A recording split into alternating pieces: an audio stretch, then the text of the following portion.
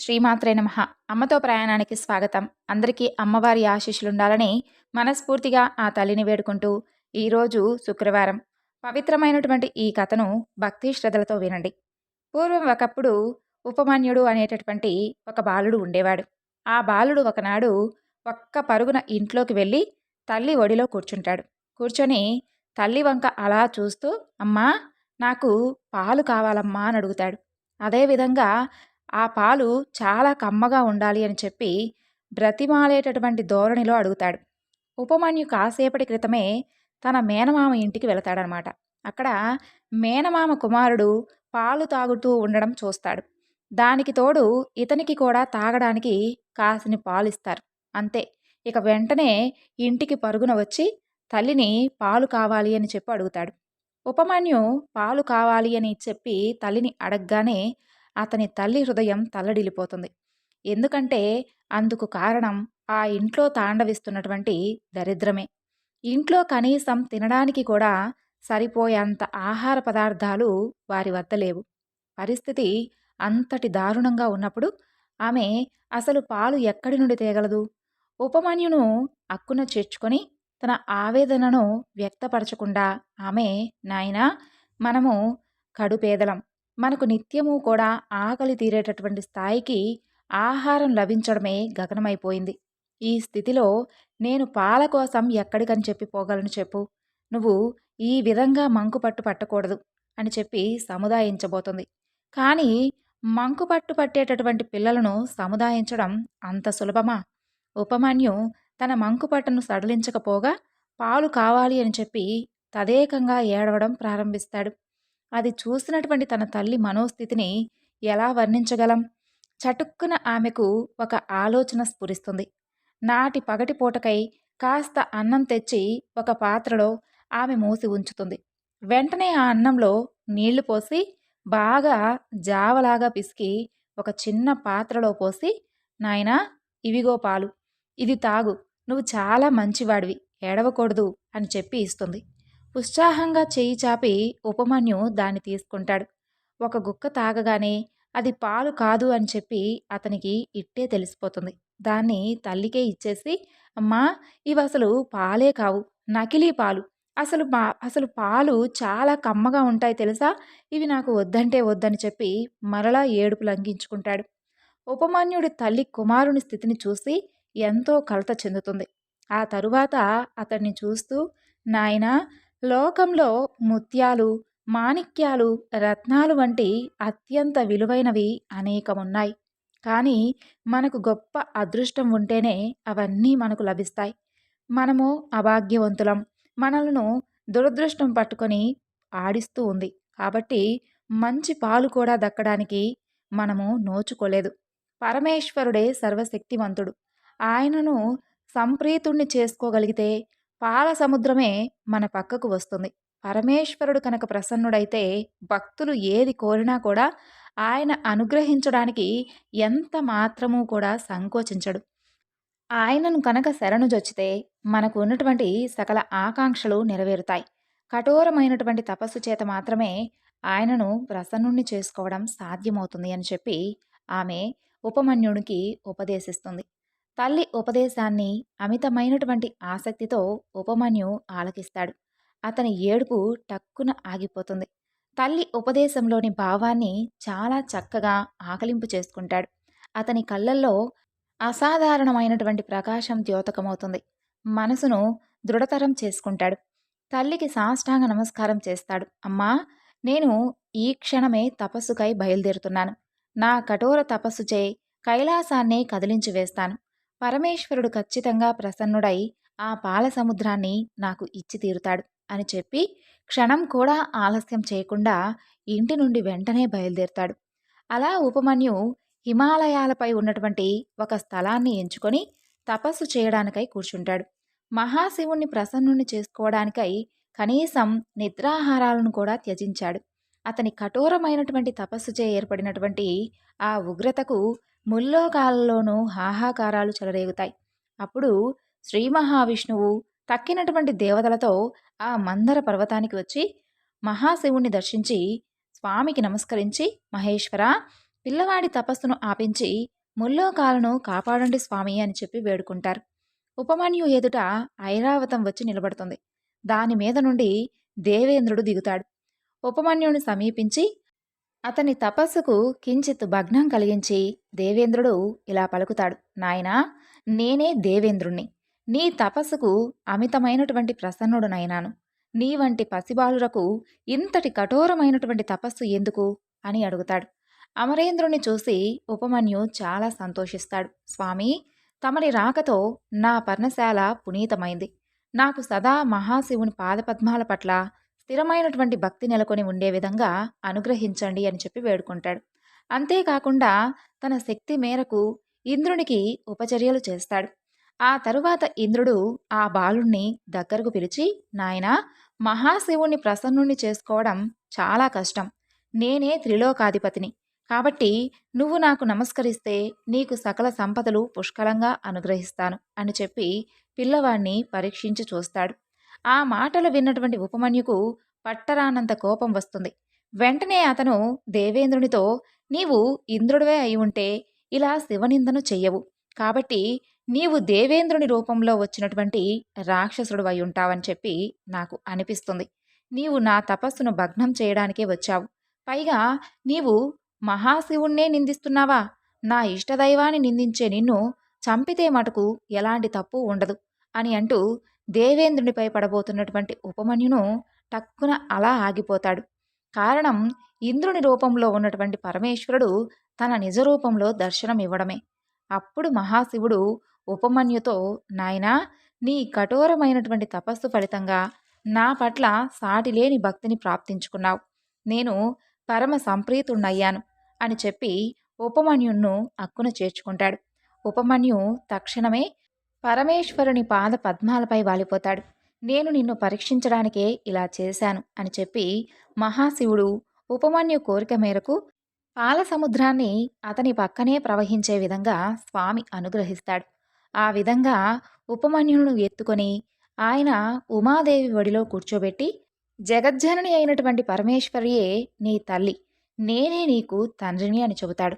భగవతి అయినటువంటి పార్వతీదేవి బాలుడైనటువంటి ఉపమన్యుకు సకల సంపదలు, యోగాలు, బ్రహ్మ విద్య అనుగ్రహించుతుంది. ఉపమన్యు భక్తి పారవస్యంలో మైమరిచిపోయి ఉంటాడు. గద్గద స్వరంలో అతను సమస్త విశ్వాన్ని పరిరక్షించేటటువంటి పరమేశ్వరిని, మహాదేవుణ్ణి స్తుతించడం ప్రారంభిస్తాడు. భక్తుడు పారవస్యంలో కళ్ళు మూసుకొని ఉన్నటువంటి సమయంలో పరమేశ్వరుడు గిరిజాదేవితో సహా అక్కడి నుండి అంతర్ధానమై ఉపమన్యుని యొక్క హృదయంలో శాశ్వతంగా కొలువు తీరి ఉంటారు.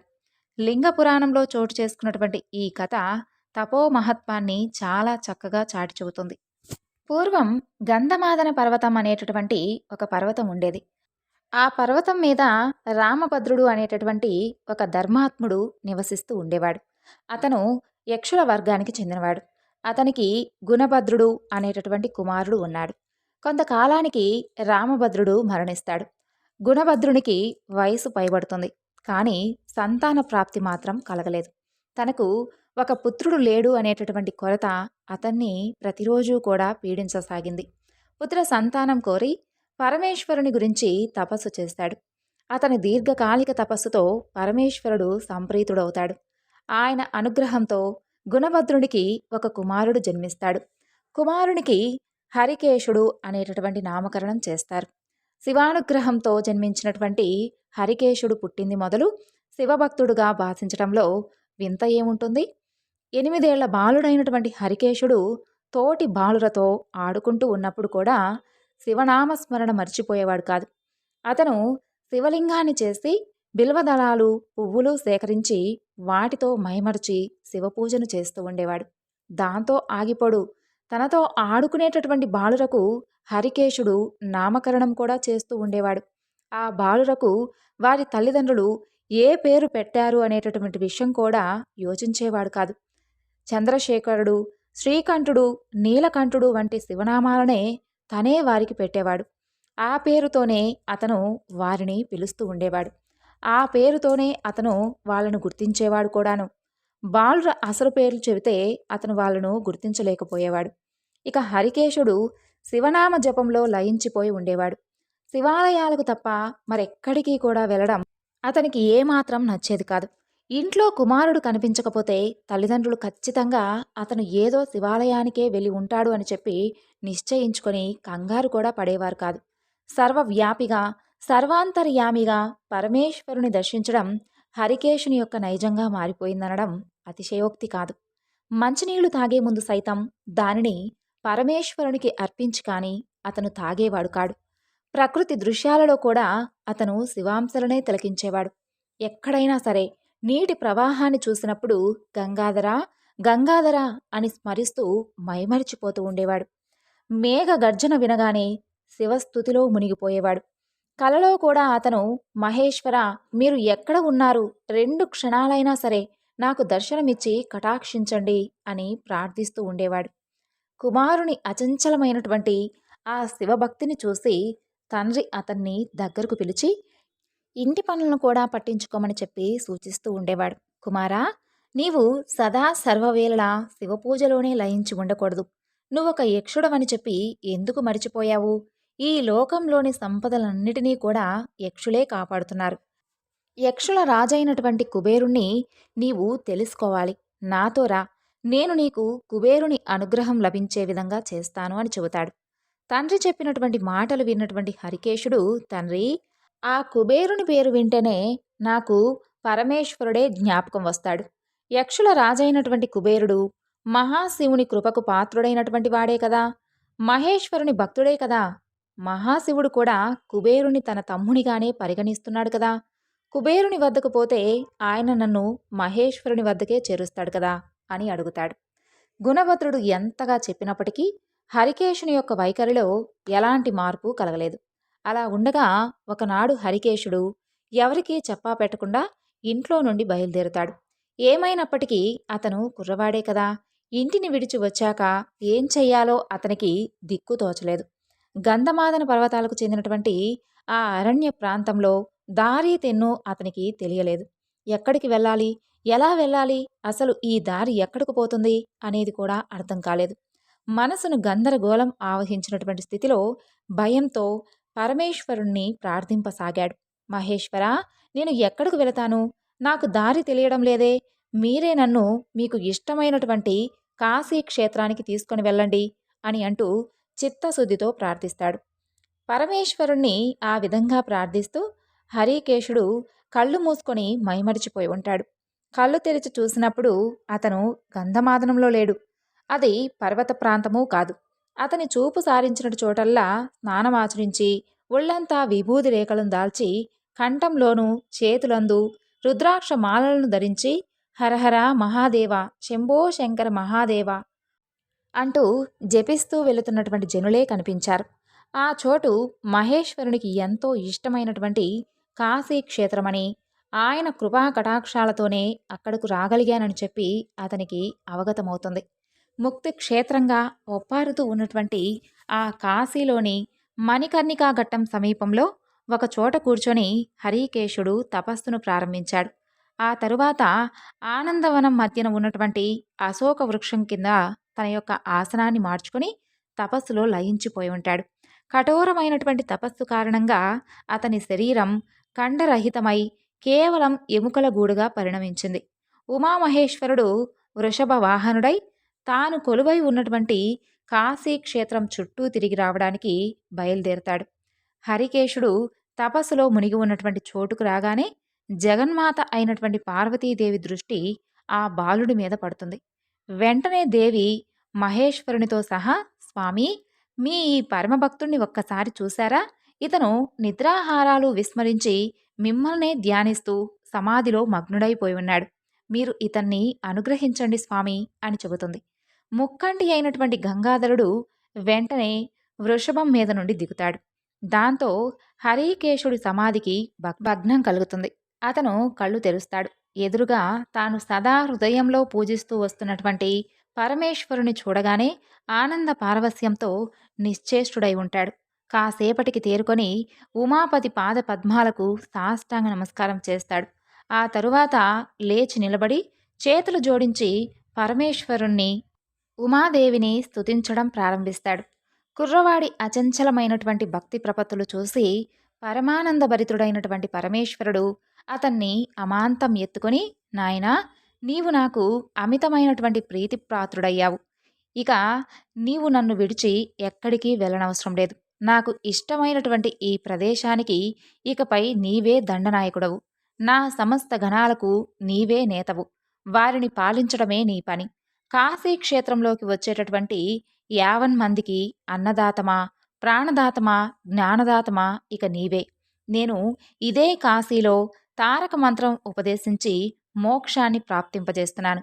ఇందుకైనటువంటి ఏర్పాట్లు చేస్తూ ఇక్కడే శాశ్వతంగా నాతో ఉండిపోతావుగాక అంటూ హరికేశును అనుగ్రహిస్తాడు. అంతే. హరికేశుడు ఆనంద సాగరంలో ఓలలాడుతాడు. అవాక్కై మహేశ్వరుడు చెప్పింది వింటూ ఉండిపోతాడు. పరమేశ్వరుడు మరలా కొనసాగించాడు.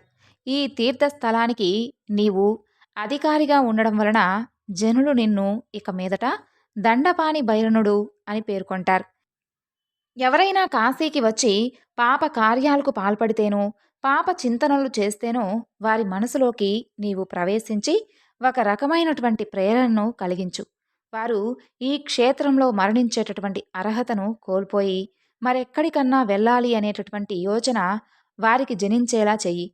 వెంటనే వాళ్ళు ఈ స్థలాన్ని విడిచి మరెక్కడికైనా వెళ్ళిపోతారు. ఇలా పలికి మహేశ్వరుడు ఉమాదేవితో సహా అంతర్ధానమయ్యాడు. హరికేశుడు అప్పటికి యక్షకుమారుడే కదా. అతని దేహమే దేవమయ దేహం. మహేశ్వరుని సాటిలేనటువంటి కృపా కటాక్షాలతో అతను కాశీక్షేత్రపు దండనాయకుడై అప్పటి నుండి కాశీలోనే నివసించసాగాడు. కాశీని దర్శించేటటువంటి భక్తులు అక్కడ తప్పకుండా దర్శించుకోవాల్సినటువంటి స్థలాలలో ఇప్పుడు మనం చెప్పుకున్నటువంటి దండనాయకుని యొక్క ఆలయం ఒకటై అలరాడుతూ ఉంది. దండపాణి మందిర్ అని పేర్కొనబడేటటువంటి ఆ ఆలయం సుప్రసిద్ధమైనటువంటి కాలభైరవ ఆలయం సమీపంలో నెలకొని ఉంటుంది. ఇది దండనాయకుడైనటువంటి హరికేశుని యొక్క వృత్తాంతం. పూర్వం శ్వేతుడు అనేటటువంటి ఒక మహాముని ఉండేవాడు. ఆయన అల్పాయుష్కుడు. ఆ విషయం తెలుసుకున్నటువంటి శ్వేతముని తనకు చిరంజీవిత్వం కలగాలి అనేటటువంటి భావనతో కొండగుహలలో నివసిస్తూ అక్కడే ఒక శివలింగాన్ని ప్రతిష్ఠించుకుంటాడు. రుద్రాధ్యాయంతో ప్రతినిత్యము కూడా ఆ లింగానికి పూజలు, అభిషేకాలు చేస్తూ పరమేశ్వరుణ్ణి భక్తితో ఆరాధించసాగాడు. కొన్నాళ్లు గడిచిన తర్వాత శ్వేతునికి ఆయుష్ తీరిపోగా యమధర్మరాజు అక్కడికి వచ్చాడు. యముణ్ణి చూసి కూడా ఏమాత్రం భయపడకుండా శ్వేతముని త్రయంబక మంత్రాన్ని ఎంతో నిష్టగా జపిస్తూ మృత్యువు నన్నేమీ చేయలేదు అని చెప్పి ధైర్యంగా ఉంటాడు. శ్వేతముని దగ్గరకు వచ్చినటువంటి యముడు గంభీరంగా, శ్వేతముని యొక్క ఆయుర్దాయం ముగిసిపోయింది కాబట్టి, శ్వేతముని, నీ ఆయుర్దాయం ముగిసిపోయింది. ఇక నాతో పాటు వచ్చేయి. నాకిప్పుడు శివారాధనతో పని ఏమీ లేదు. త్రిమూర్తులు కూడా నేను తీసుకెళ్ళాలి అని అనుకున్న వాడిని రక్షించలేరు. మర్యాదగా లే, లేచిరా అంటూ గట్టిగా పిలుస్తాడు. యముడి మాటలు వినగానే శ్వేతమునికి మనసులో భయం కలుగుతుంది. దుఃఖంతో, శంకర, శరణాగత వత్సల, దీనబంధు, నన్ను రక్షించు అని ప్రార్థించి కొంత ధైర్యం తెచ్చుకుంటాడు. వెంటనే యముడితో, ధర్మరాజా, నన్ను తీసుకువెళ్లడం వలన నీకేం ప్రయోజనం? మహాదేవుడి లింగాన్ని నేను నిత్యమూ పూజిస్తూ ఉన్నాను. ఆయన్నే నమ్ముకున్నాను. నాకు ఎలాంటి భయమూ లేదు. నాలాంటి శివభక్తులను ఆ శంకరుడే రక్షిస్తాడు. శివభక్తుడికి బ్రహ్మ రాసినటువంటి రాత కూడా నిరుపయోగమవుతుంది అని ఆయనతో పలుకుతాడు. శ్వేతుడి సమాధానం యముడికి ఆగ్రహం కలిగిస్తుంది. తీక్షణమైనటువంటి కోరలతో భయంకరమైనటువంటి సింహనాదం చేస్తూ తనకు ఎదురు సమాధానం చెప్పినటువంటి ఆ శ్వేతమునిని తన పాశంతో బంధిస్తాడు. ఓయి శ్వేత, ఇదిగో నిన్ను ఈ విధంగా బంధించి తీసుకుని వెళుతున్నాను. ఇప్పుడు నీ శంకరుడు ఏం చేస్తాడు? అసలు ఆ మహాదేవుడు ఎక్కడ ఉన్నాడు? మహాదేవుడు ఎక్కడా? నేనెక్కడా? నీ శంకరుడు ఎక్కడా? నీ మృత్యుదేవతను నాకు ఎదురే లేదు. నేనెవ్వరికూ కూడా భయపడే పనే లేదు. నీవు ఇన్నాళ్ళు పూజించినటువంటి ఈ శివలింగం నిన్ను ఏమాత్రమూ కూడా రక్షించలేదు. ఇక నీవు ఈ పూజలు, అభిషేకాలు చేసి ఎలాంటి ప్రయోజనమూ లేదు అని దురహంకారంతో పలికి శ్వేతుణ్ణి బంధించి అతని ప్రాణాలు తీయబోతూ ఉంటాడు. అంతలో త్రయంబకుడైనటువంటి పరమేశ్వరుడు పార్వతీదేవితోనూ, నందితోనూ, ప్రమద గణాలతోనూ శ్వేతుడు పూజించినటువంటి ఆ శివలింగం నుండి ఆవిర్భవిస్తాడు. మహాభీకరంగా ఎంతో క్రోధంతో ఉన్నటువంటి పరమేశ్వరుని ఉగ్రరూపాన్ని చూసి గుండె ఆగిపోయినంత పనవుతుంది యముడికి. ఇక అదే భయంతో కింద పడి మరణిస్తాడు. శ్వేతుడు తన ఇష్టదైవాన్ని ప్రత్యక్షంగా దర్శించినటువంటి ఆనందంతో శంకర, హరహర మహాదేవు శరణు శరణు అని ఎంతో సంతోషంగా ప్రార్థిస్తాడు. సమవర్తి అయినటువంటి యముడు మరణించడంతో దేవతలంతా కూడా ఎంతో ఆందోళన చెందుతారు. ధర్మం అస్తవ్యస్తమవుతుందని చెప్పి భావించి అందరూ కలిసి యముణ్ణి బ్రతికించమని పరమేశ్వరుని కోరుకుంటారు. దేవతల విన్నపాన్ని మన్నించి తన కంటి చూపుతో యముణ్ణి తిరిగి బ్రతికిస్తాడు. తననే త్రికరణ శుద్ధిగా నమ్ముకున్నటువంటి శ్వేతమునిని కరుణించి ఆయనకు చిరంజీవిత్వాన్ని అనుగ్రహిస్తాడు. ఈ విధంగా శ్వేతమునికి ఉన్నటువంటి అర్ధాయుషును పూర్ణాయుషుగా చేసి అతనికి చిరంజీవిత్వాన్ని ప్రసాదించాడు పరమేశ్వరుడు. అందరికీ కూడా పార్వతీ పరమేశ్వరుల యొక్క అనుగ్రహం ఉండాలని మరొక్కసారి కోరుకుంటూ ఈ వివరణను ఇంతటితో ముగిస్తున్నాను. సర్వం శ్రీ లలితార్పణమస్తు. స్వస్తి.